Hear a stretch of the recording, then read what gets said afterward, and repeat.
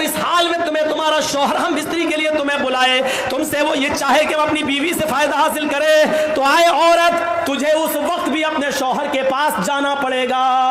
अपने शौहर का इस्तेमाल अच्छे कपड़ों में, अच्छी खुशबू में, अच्छे मेकअप में क्यों नहीं किया?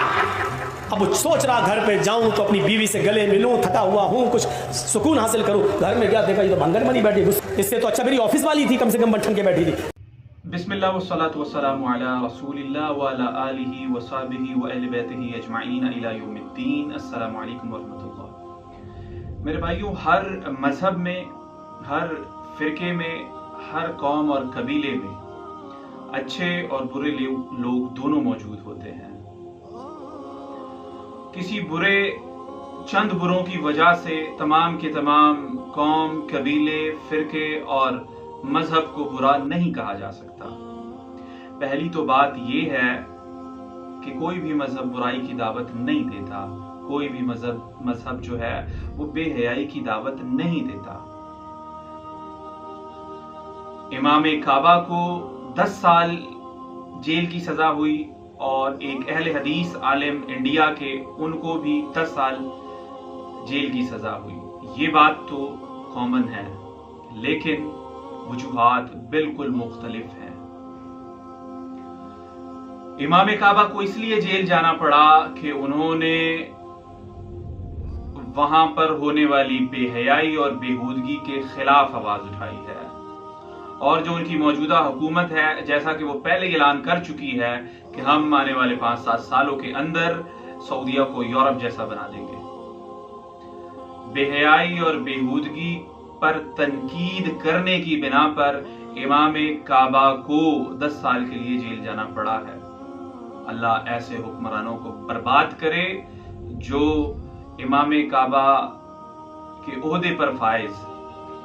जैसी शख्सियात को इस तरह की बातों के ऊपर जो है वो जेल में भेजते हैं। और इसके बरक्स जो अहले हदीस के आलिम हैं जिनको जेल जाना पड़ा है, उनकी वजह बड़ी संगीन है, और वो ये है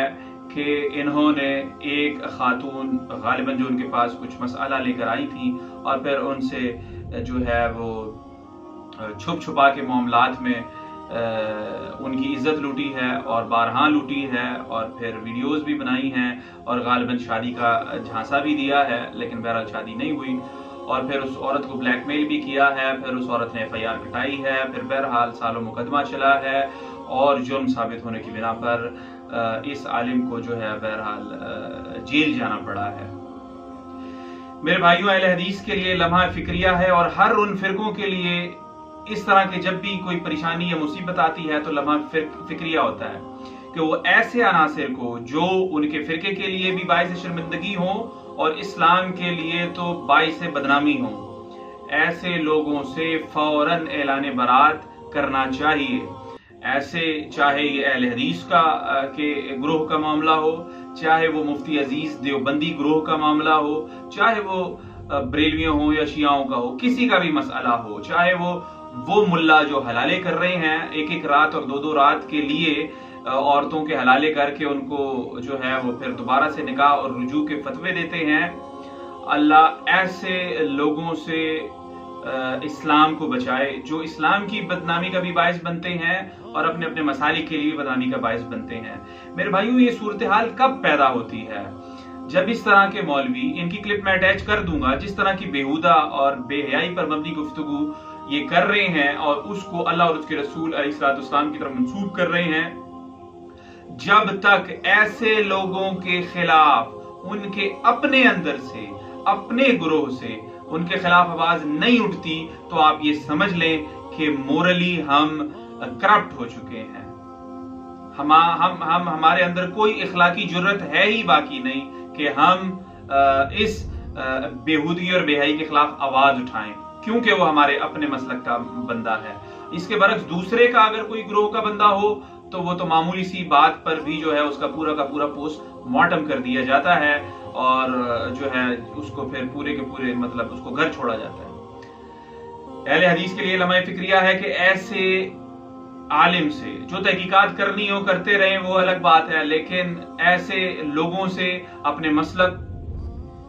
से भी पाक रखें اور اعلان برات کریں ایسے مجرم علماء سے جو آپ کے اپنے فرقے کے لیے بھی شرمندگی کا باعث بنے اور جو اسلام کے لیے بھی شرمندگی کا باعث بنے۔ یقیناً ہم یہ جانتے ہیں کہ کوئی بھی گروہ یا کوئی بھی مذہب اس طرح کی تعلیمات نہیں دیتا، اس لیے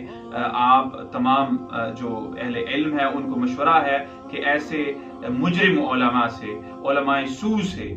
جو اس طرح کی گھناؤنی چیزوں میں ملوث ہوں، جس سے آپ کا فرقہ بھی بدنام ہو، جس سے اسلام بھی بدنام ہو، اعلان برات کریں اور اللہ سے دعا ہے مال کے فتنے سے، شہرت کے فتنے سے اور عورت کے فتنے سے محفوظ رکھے۔ آمین ثم آمین۔